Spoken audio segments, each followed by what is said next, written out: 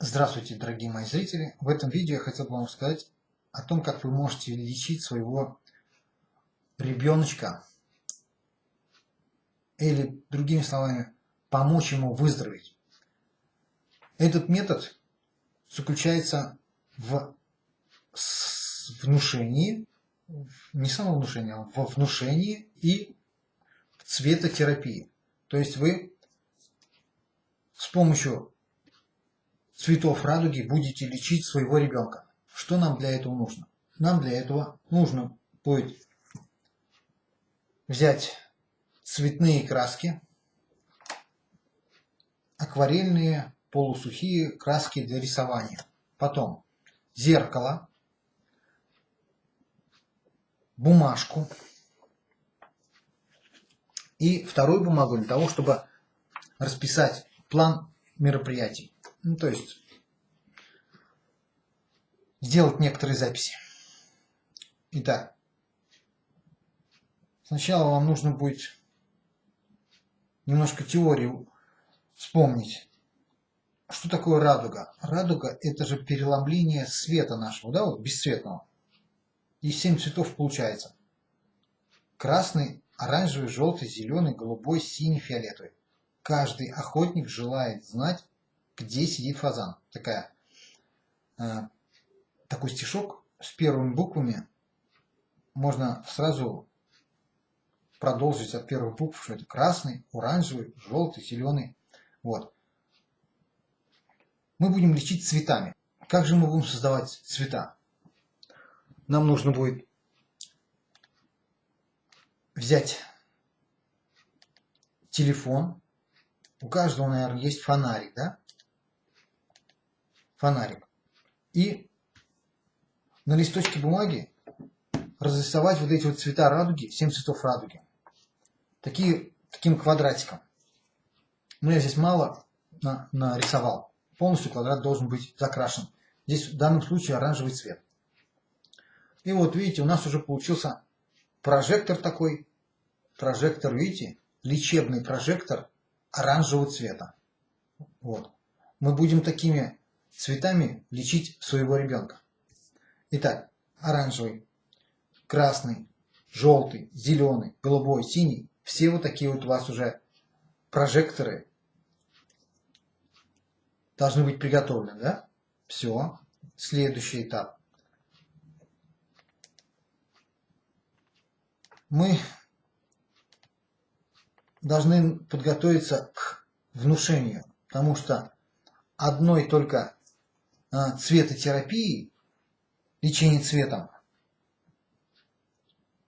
помощи мало, и эффекта не будет. Поэтому здесь 30% это цвет, но 70% это внушение. Вы будете внушать ребенку воспоминания о здоровье, о веселом настроении и о ассоциациях, которые создаются, да, от этих вот цветов.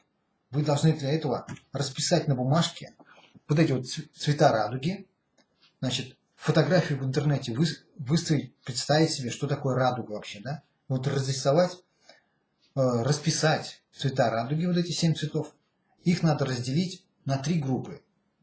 Красно-оранжевый – это согревающие цвета. Это одна группа.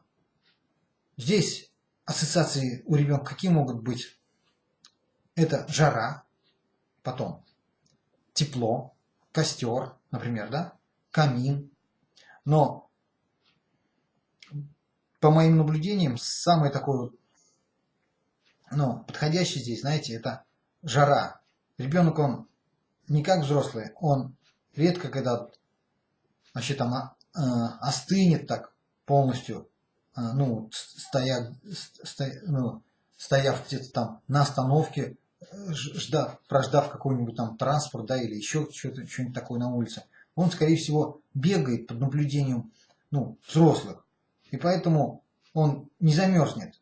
Он даже не заметит, когда замерзнет, поэтому для него не так вот актуально, как вот там камин, как для взрослых, да, как костер.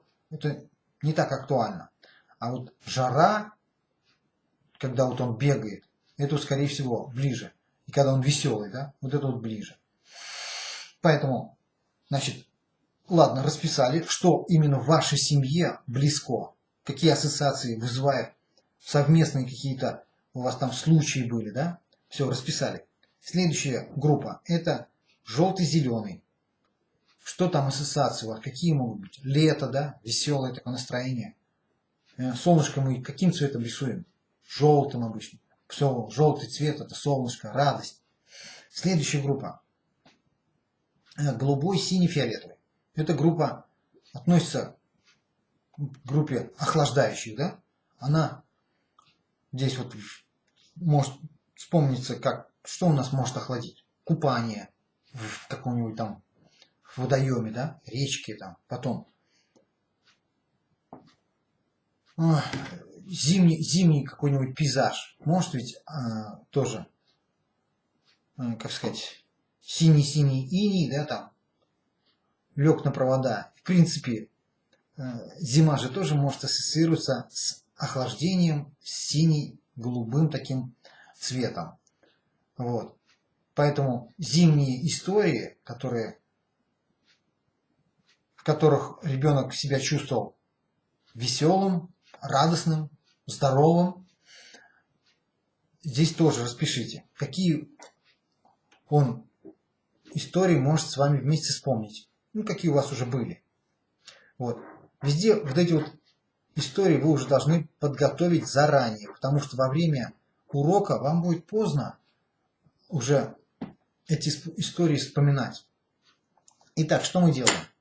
Когда у вас все это стало готово, мы включаем фонарик, затемняем комнату, чтобы фонарик был более отчетливо виден. Создаем луч, первый луч красный.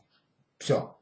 И его направляем сначала на руку ребенка.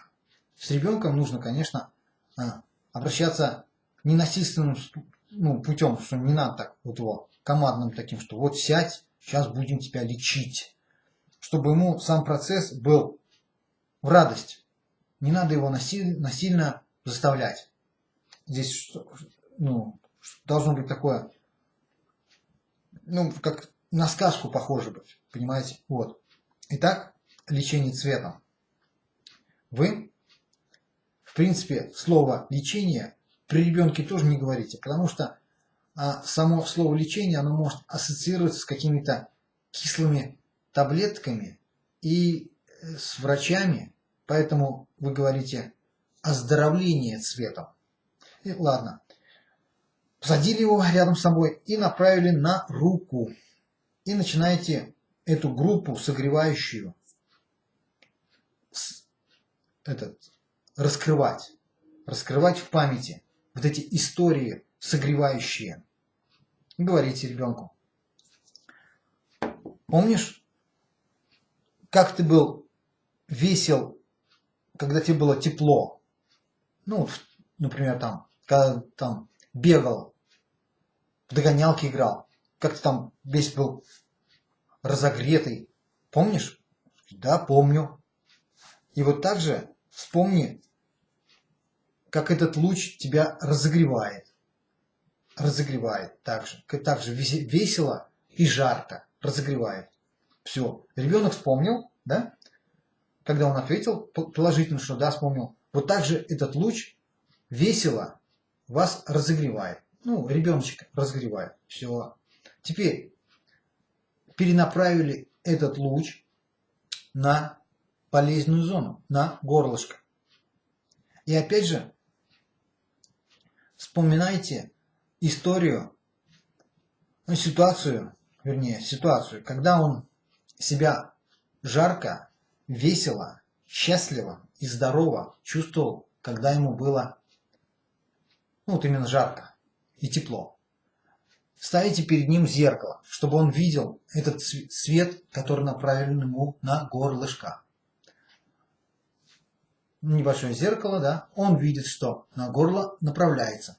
И в это время вы вспоминаете с ним вместе о той ситуации, когда он был весел, согрет или разогрет даже. Все, хорошо. Это может длиться, ну не знаю, 1,5–2 минуты, не больше. Все, он прочувствовал это, прочувствовал, достаточно. Ответил на вопросы, с вами согласился, вспомнил, да. Ну, то есть вы наводящие вопросы задаете, все он вспомнил, прочувствовал это, посмотрел на зеркало, да, хорошо. И вы говорите, вот так же оно согревается, ну, горлышко. Хорошо. Слово болезнь, еще раз повторяю, не надо. Согревается и оздоравливается. Следующее. Берем следующую группу. Зеленый цвет. Да? Зеленый цвет. То же самое. Эти же ассоциации и эти же воспоминания, ну, какие-то воспоминания определенные. И вот уже зеленый цвет пошел. Да? Вот уже, плохо тут видно, вот уже зеленый цвет пошел. И тоже сначала начиная с руки, да, начинает вспоминать с руки, когда он соглашается, что да, вот тогда мне было вот так же весело, и это было зеленый цвет, зеленая травка вокруг была, все. Вот так же зеленый цвет влияет ну, сейчас на вас, ну, в данном случае на ребеночка, на тебя. Также он сейчас влияет, также он сейчас оздоравливает. Но вы сами уже подберете, конечно, слова. Главное, я вам рассказываю схему, из которой нельзя выходить. То есть нельзя говорить о болезни, о лечении, нужно говорить о выздоровлении, о радости, о здоровье. Вот. Следующая группа у нас охлаждающая. Мы ставим охлаждающую, вот я тут нашел, пленочку охлаждающую. Будем тоже с ней охлаждать, да? Вспоминать охлаждающие моменты из жизни. Вот. То же самое. Зима, на горке катается, трескучий холодный мороз, охлаждающий, но настроение веселое, и он катается с горки. Например, я говорю, если такая история. Или купается. Вот собрались вы на берег речки и вместе купаетесь. И вам весело, здорово, хорошее настроение, горлышко себя в это время как чувствует? Хорошо, замечательно чувствует горлышко. Итак, тоже с зеркалом не забудьте показывать ему, чтобы он видел, куда луч направляется, чтобы это было не просто пустые воспоминания, а чтобы это было перенесено, это воспоминание на область, проблемную зону, на область горла. В данном случае у нас горло. Да, и вопросы наводящие должны быть, что сначала, как себя ты чувствовал тогда, весело, и здоровье было у тебя, веселый, здоровый, и как в это время у тебя горлышко чувствовало. Вот такие вопросы должны быть. И также, чтобы это воспоминание перенеслось из прошлого в настоящее. Вот это вот главная задача. И сказать ему, что вот сейчас у тебя горлышко так же себя чувствует. Ну и показали ему в зеркале, как освещено это горлышко. Все. Каждое, значит, из упражнений делается 1,5–2 минуты. Больше не надо. Не надо мучить ребенка. Главное создать, значит, воспоминание и перенести это воспоминание здоровья на горлышко.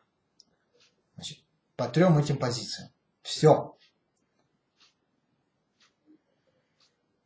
И сказать, что вот так у тебя горлышко и сейчас так становится, и так и будет. Вот эти вот важные слова. Значит, становится и будет. Все.